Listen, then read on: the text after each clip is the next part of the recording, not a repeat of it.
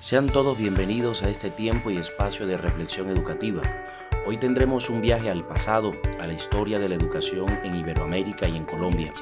Un viaje que nos permitirá comprender cómo las raíces del pasado nos permiten explicar la pedagogía del presente.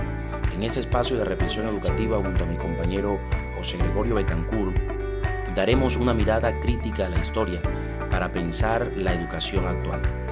En este sentido, cabe preguntarnos qué hemos heredado del pasado o qué seguimos reproduciendo en los contextos educativos y sobre todo, qué podemos transformar. Para abordar estos interrogantes hemos dividido este podcast en 3 segmentos. 1. La educación en Iberoamérica en los siglos pasados. 2. La educación en Colombia entre reformas y tensiones. Y 3. Crítica y desencanto. Pedagogías que despiertan. Claro que sí, José Jorge Alvarado. Comprender la historia de la educación es imperativo cuando se pretende pensar críticamente y clave para no dar por natural en los sistemas educativos, ya que los currículos y sus reformas tienen una razón política y cultural que puede ser cuestionada en la actualidad, pero sobre todo pueden ser transformados para que la educación cumpla su deber universal.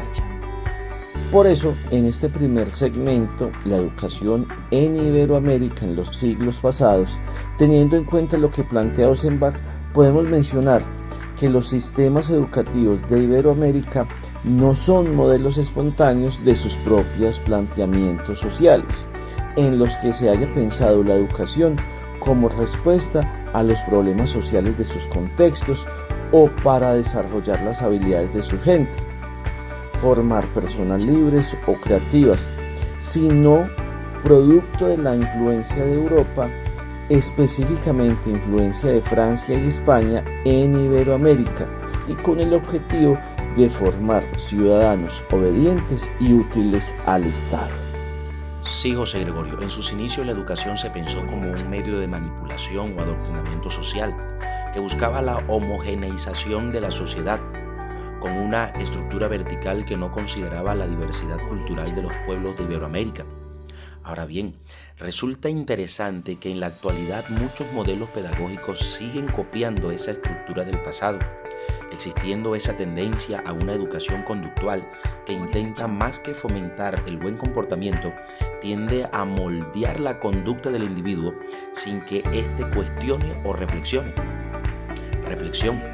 Debemos pensar la educación de hoy como una educación liberadora, una educación transformante capaz de permitirle al hombre vivir en dimensiones de bienestar personal, social y ambiental. Por eso, los modelos educativos deben ser pensados en su gente, en el tiempo, en el contexto social en el que se quiere formar personas analíticas y reflexivas, aún de su propia conducta, para que, interiorizando su papel dentro de la sociedad, aporte a ella de manera positiva. Así es, José Jorge. Ahora, dando una mirada al segmento de la educación en Colombia, entre reformas y tensiones, se puede afirmar que la educación en Colombia ha vivido muchas tensiones políticas y reformas, que a vista de Pérez e Ibárrega han sido carentes de una articulación con la realidad y las necesidades sociales. Los enfrentamientos de los proyectos políticos conservadores y liberales no dejaron de lado la educación, sino que ésta ha sido campo de disputa desde el periodo colonial hasta el día de hoy. Aún se evidencia las tensiones de la línea conservadora que prioriza los valores culturales y morales preestablecidos, la tradición y la estabilidad de la línea liberal, que enfatiza en la libertad individual, la adaptación al cambio y las reformas de ciudadanos críticos y autónomos.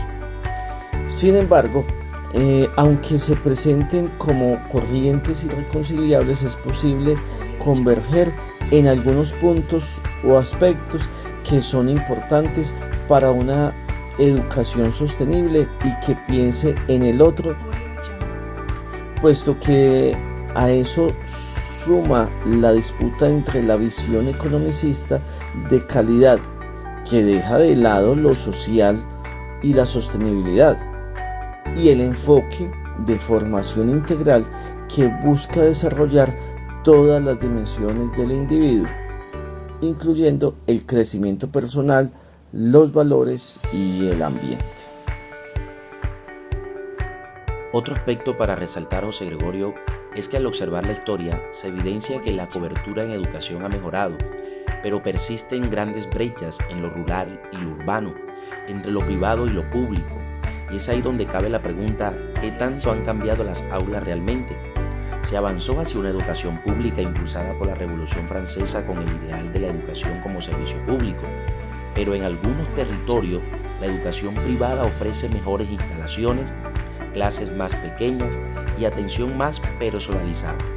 Y si comparamos lo urbano con lo rural, lo que encontremos tendrá alguna semejanza con la diferente educación que recibían los indígenas y la que le daban a las élites criollas y españolas del siglo XVI. Reflexión: el presente pedagógico no puede desvincularse de estas tensiones históricas que la educación vivió. La praxis docente hoy debe reconocer que muchas exclusiones actuales tienen raíces estructurales de larga duración producidas a través de la historia.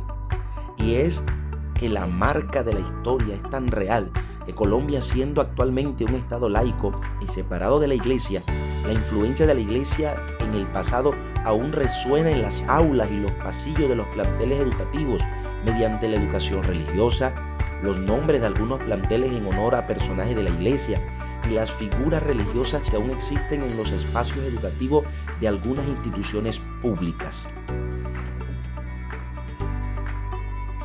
Totalmente de acuerdo, José Jorge.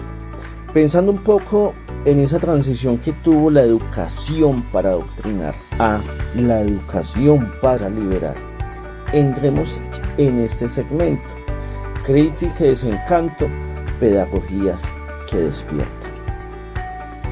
Maldonado, en su capítulo, introduce el concepto de pedagogía crítica como respuesta al desencanto hacia los modelos educativos que desencadenaron en el surgimiento de nuevas propuestas que veían al estudiante como un sujeto activo en su aprendizaje y en su realidad, no un recipiente vacío, sino un sujeto histórico, con voz, con cultura, con preguntas. Totalmente opuesto a lo que planteaban los modelos tradicionales europeos, que enfatizaban en la memorización y la pasividad del estudiante en el proceso de aprendizaje como ente receptor. Las pedagogías críticas surgen para interrogar esa reproducción cultural que a menudo perpetúan las estructuras sociales y las desigualdades a través de esa transmisión de culturas y abrir espacios de emancipación. Estas propuestas resuenan profundamente en las aulas con las realidades actuales, donde aún se lucha por integrar a una educación que realmente transforme y no solo reproduzca, promoviendo el pensamiento crítico desde todas las áreas del conocimiento para que el estudiante analice, evalúe y cuestione la información de manera reflexiva y objetiva. A manera de reflexión, ser educador hoy más que nunca implica una postura ética y política donde la acción crítica no es un lujo, sino una necesidad frente a las desigualdades persistentes. Es importante la formación de educadores que critique sus mismas propuestas pedagógicas en el aula, desde la diversidad de sus estudiantes, que se autoevalúen en los resultados del saber, en el hacer, en el ser, en el transferir de sus estudiantes. Sin duda, es el proceso de enseñanza-aprendizaje carente de análisis y de cuestionamiento, producto de la curiosidad y la capacidad de interrogar de los estudiantes. La falta de producción de autoría personal del estudiante la creación de nuevas formas o productos en el aula es lo que hay que transformar. Y en ese sentido crítico científico, el que apunta al desarrollo de competencias que involucren procesos de pensamientos más complejos en la cognición del estudiante. En definitiva, José Gregorio, ¿qué sentido tiene mirar hacia atrás? Mirar hacia atrás no se trata de nostalgia, sino de conciencia, ya que comprender la historia de la educación nos ayuda a ver con más claridad qué prácticas debemos resignificar, cuáles continuar y cuáles deben ser radicalmente transformadas. El desafío es no repetir de manera inconsciente aquellas estructuras que históricamente han excluido, domesticado o silenciado, ya que la historia de la educación es también una historia de las luchas por una pedagogía más humana, más justa y más liberadora. Muy bien, hemos llegado al final de esta presentación, al final de este tiempo de reflexión. Le damos gracias a todos ustedes por acompañarnos en este espacio de reflexión educativa. Recuerde, una mirada crítica a la historia para repensar la educación de hoy. Nos encontramos en el próximo episodio para seguir pensando juntos la educación que queremos. Dios les bendiga.